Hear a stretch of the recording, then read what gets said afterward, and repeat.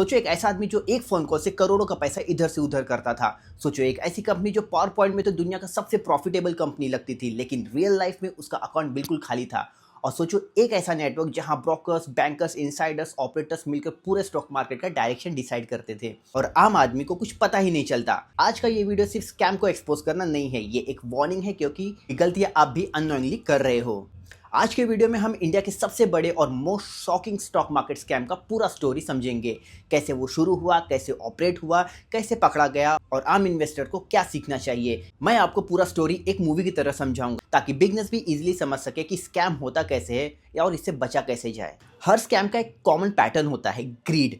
चाहे वो हर्षद मेहता का टाइम हो, केतन पारेख का K10 ग्रुप का हो या सत्यम का फेक प्रॉफिट स्कैम, शुरुआत इन्वेस्टर के ग्रीड से होती है। स्कैमर्स को पता होता है कि लोग शॉर्टकट्स ढूंढते हैं, बस वो शॉर्टकट का एक ट्रैप बना देता है। इस स्कैम की कहानी भी कुछ ऐसी ही स्टार्ट होती है जब एक ऑपरेटर शांति से मार्केट में एंट्री लेता है। आप सोच रहे होंगे कि ऑपरेटर होता कौन है। ऑपरेटर वो आदमी होता है जो स्टॉक का प्राइस आर्टिफिशियली ऊपर ले जाता है। उसका गोल सिंपल होता है, अपना स्टॉक महंगा बेचना। इसलिए वो लो वॉल्यूम कंपनीज ढूंढता है जहां थोड़ा सा पैसा लगाकर प्राइस ऊपर ढकेला जा सके। ऑपरेटर के पास नेटवर्क होता है, ब्रोकर जो बाइंग दिखाता है, बैंक जो फंडिंग प्रोवाइड करता है, मीडिया जहां हाइप बनाया जाता है और कुछ प्रमोटर्स जो अपने ही स्टॉक्स का मैनिपुलेशन अलाउ करते हैं। स्कैम का असली खेल यहां से शुरू होता है। ऑपरेटर एक छोटी कंपनी सेलेक्ट करता है। पहले वो धीरे से लार्ज क्वांटिटीज में शेयर कलेक्ट करता है। इस फेज को हम एक्यूमुलेशन बोलते हैं। जैसे ही शेयर्स उसके पास आ जाता है वो प्राइस को पुश करना स्टार्ट करता है। Broker through bulk buying, fake news through media, rumours through Telegram group, सब मिलकर एक इल्यूजन क्रिएट करते हैं कि स्टॉक में कुछ बड़ा होने वाला है। रिटेलर इन्वेस्टर के दिमाग में सिर्फ एक सोच आती है, ये स्टॉक रॉकेट की तरह ऊपर जा रहा है, मुझे भी एंट्री लेनी चाहिए। लोग बिना रिसर्च के जंप कर जाते हैं, प्राइस और ऊपर जाता है। ऑपरेटर को कोई जल्दी नहीं होती, वो प्राइस को पीक तक ले जाता है। फिर आता है सबसे डेंजरस फेज, डंपिंग। ऑपरेटर धीरे से अपने शेयर्स बेचना स्टार्ट करता है। रिटेलर्स को पता ही नहीं चलता, प्राइस गिरने लगता है।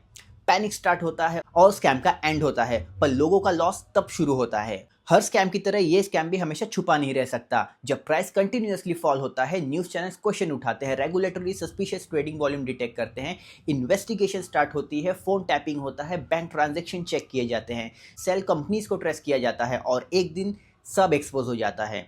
रिटेलर को समझ आता है कि स्टॉक फंडामेंटली नहीं, मैनिपुलेशन से चल रहा था। आपको पता है रिटेल इन्वेस्टर्स का सबसे कॉमन मिस्टेक क्या होता है? लोग स्टॉक का चार्ट देखकर कन्विंस हो जाते हैं कि प्राइस ऊपर जा रहा है तो फंडामेंटली स्ट्रांग होगा, बट मार्केट में प्राइस का कोई वैल्यू नहीं है।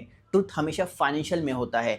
रिटेल इमोशन डिसीजन लेता है, ऑपरेटर लॉजिक डिसीजन लेता है। यही डिफरेंस स्कैम का रूट कॉज बन जाता है। दोस्तों अब हम बात करेंगे कि ये सारे स्कैम से बचा कैसे जाए, कैसे आइडेंटिफाई करोगे कि स्कैम हो रहा है। सबसे पहला रूल, जब कोई स्टॉक बिना फंडामेंटल के रॉकेट बन रहा हो वो सिग्नल होता है। दूसरा रूल, लो वॉल्यूम स्टॉक मत चुनो। ऑपरेटर हमेशा लो लिक्विडिटी स्टॉक की टारगेट करता है। तीसरा रूल, न्यूज़ पे ट्रस्ट मत करो, रियल डेटा फाइनेंशियल स्टेटमेंट में होता है। चौथा रूल, फोमो से बड़ी कोई दुश्मनी नहीं। मार्केट आपका दुश्मन नहीं, आपकी इमोशन आपकी दुश्मन है। मार्केट स्कैम तभी सक्सेसफुल होता है गाइस जब इन्वेस्टर अपना होमवर्क नहीं करता।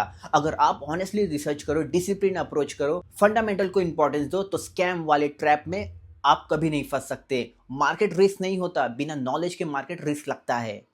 अगर आपको लगता है कि ये स्कैम कहानी सिर्फ पास की बातें हैं तो आप बिल्कुल गलत हो। आज भी नए ऑपरेटर्स नए ट्रिक्स के साथ एक्टिव हैं, इसलिए नॉलेज ही आपका शील्ड है।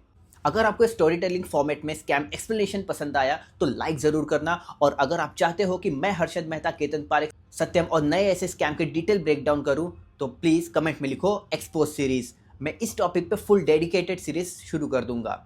थैंक्स फॉर वॉचिंग, मिलते हैं हमारे नेक्स्ट वीडियो में।